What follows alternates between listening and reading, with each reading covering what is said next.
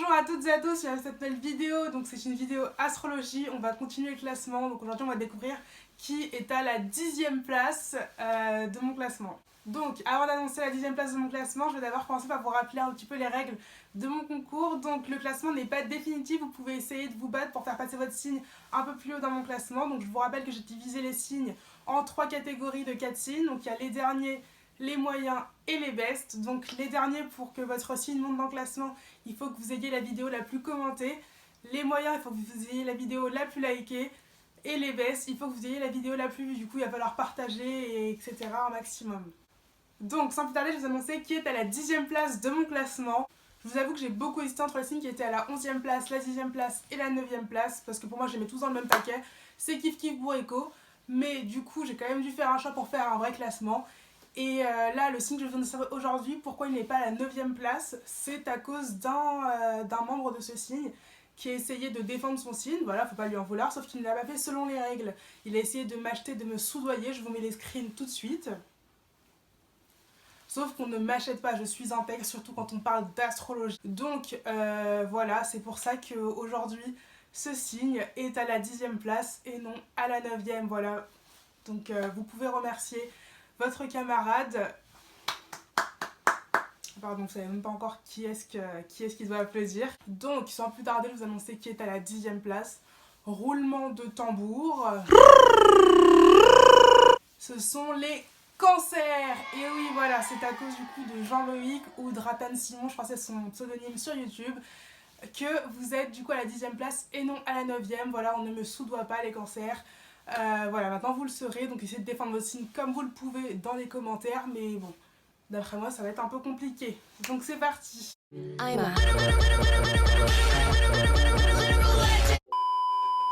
Du coup les cancers, c'est les gens qui sont nés entre le 21 juin et le 22 juillet, donc c'est une belle période, a priori il y a du soleil et tout ça, mais bon, il y a quand même des gens qui sont nés sous ce signe-là, donc bon, on va étudier un peu le sujet.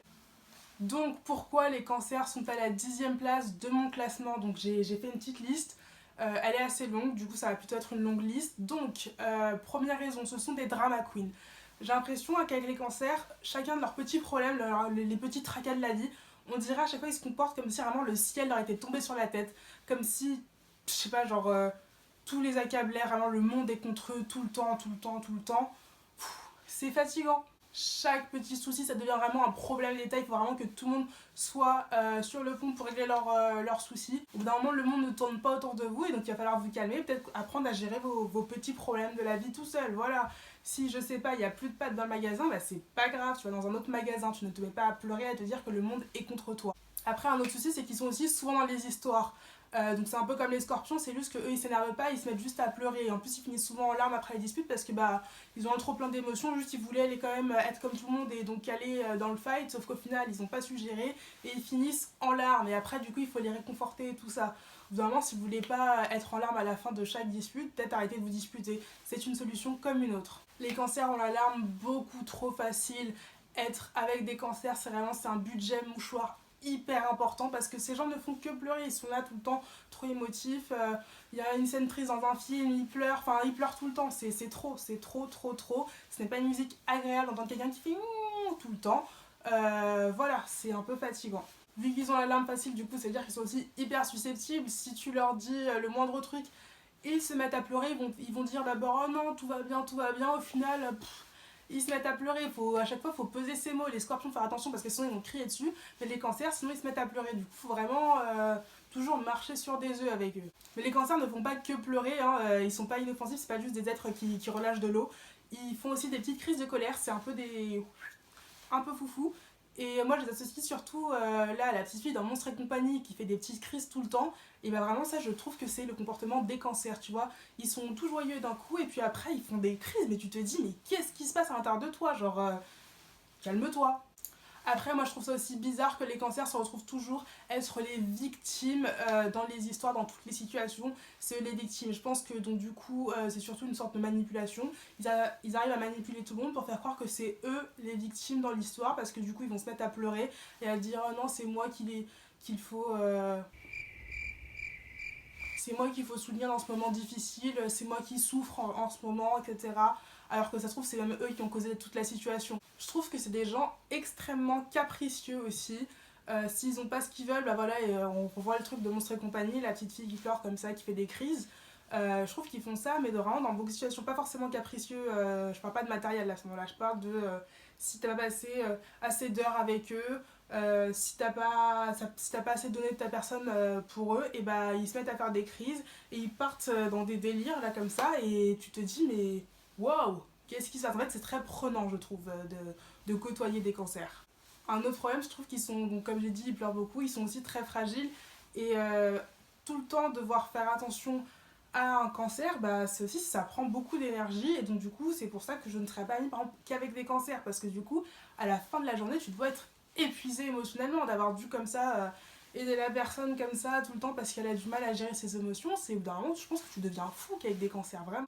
Aussi les cancers, ça c'est un détail que j'avais oublié parce que du coup moi les cancers que je connais ça va, mais c'est des gens qui sont quand même pas très festifs. Genre après j'ai réfléchi à la situation, j'ai compter toutes les personnes que je connaissais qui étaient cancer et c'est vrai que du coup je connais deux exceptions qui sont assez festives, mais le reste c'est toujours non, je ne veux pas faire la fête, je préfère me morfondre, je préfère pleurer et juste m'accabler et regarder le ciel tomber sur moi tout simplement. Et donc ça donc c'est un défaut, mais juste petit conseil pour les cancers qui voient cette vidéo, essayez parfois de regarder la vie du bon côté. Vraiment, ça peut vous aider et sortez un peu de votre zone de confort.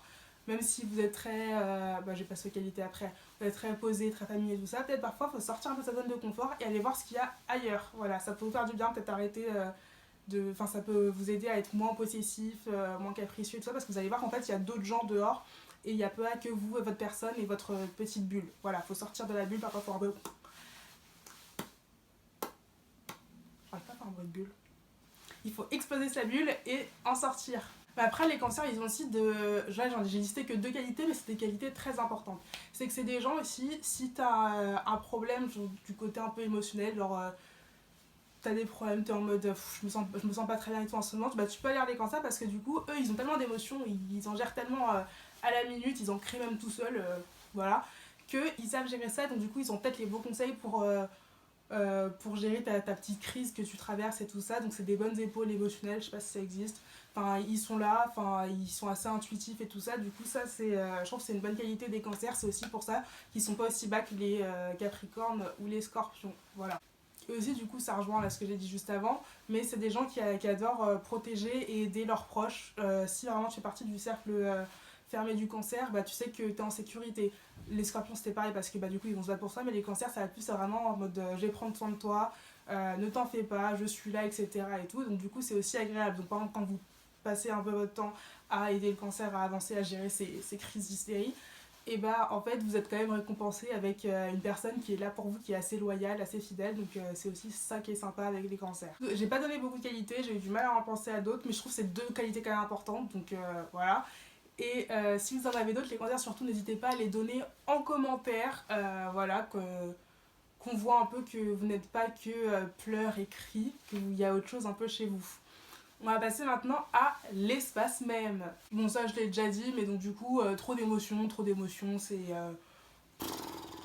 c'est fatigant, on se noie dedans. C'est même pour ça que j'ai mis mon kawaii. On se noie dedans dans vos émotions, les cancers, il y en a trop, il va falloir apprendre à gérer, je sais pas, mettre des barrages quelque part. Mais en plus en avoir trop, je trouve que vous les exprimez trop aussi. Parfois même à des gens que vous ne connaissez pas et tout ça, genre même pour vous je pense que ce serait mieux parfois de garder un petit peu et peut-être de l'exprimer autrement, essayer de l'exprimer peut-être dans l'art, dans des chansons, des dessins, des trucs, mais juste entendre quelqu'un qui chouine tout le temps, c'est épuisant pour l'entourage. Ah, ils vont pleurer après si je dis ça. Le deuxième mème, du coup c'est celui là de Bart avec la chaise. Ça je trouve ça représente les cancers parce que du coup si jamais vous leur faites un petit reproche, après ils vont dire ah non ça va, je l'ai bien pris, y a pas de souci, etc. et tout, ils vont exactement faire comme Bart, là ils vont s'enfermer et se mettre à pleurer et c'est ça tout le temps. Et donc après ils disent non je sais gérer mes émotions, mais non tu ne sais pas parce qu'après hop c'est un torrent de larmes qui arrive là. On va passer maintenant aux célébrités qui sont nées sous le signe du cancer. Donc on a Selena Gomez, ça ne choque pas sincèrement, elle a l'air très sensible cette fille, très gentille hein, mais aussi très sensible. Meryl Streep aussi, je trouve qu'elle a l'air de se vexer hyper vite. Et il me semble que j'ai déjà vu des histoires dans la presse, un scandale qui disait que elle avait tendance à se vénérer assez vite. Lindsay Lohan, bon. Kevin Hart, il a l'air assez famille, lui. De toute façon, il en parle souvent dans ses spectacles et tout ça, même il met des photos, je crois. Enfin, ça se voit qu'il aime être avec la famille. Enfin, voilà, c'est... Et je pense qu'il prend même soin des gens avec qui il travaille. Enfin, en tout cas, il a l'air, je sais pas, je le connais pas personnellement. Mais voilà, et je pense que c'est pareil aussi pour Vin Diesel, qui est aussi cancer, du coup, qui était dans la liste. Je pense que c'est un même délire. Genre, c'est des gens, ils ont l'air de prendre soin des autres et tout ça. Je viens de me rendre compte que j'avais oublié de terminer la vidéo, du coup je le fais maintenant. Voilà, c'est fini. On se retrouve demain pour une nouvelle vidéo. Les cancers, battez-vous dans les commentaires pour essayer de vous défendre comme vous pouvez. Et puis vraiment, si vous n'êtes pas content, au pire... That's my opinion!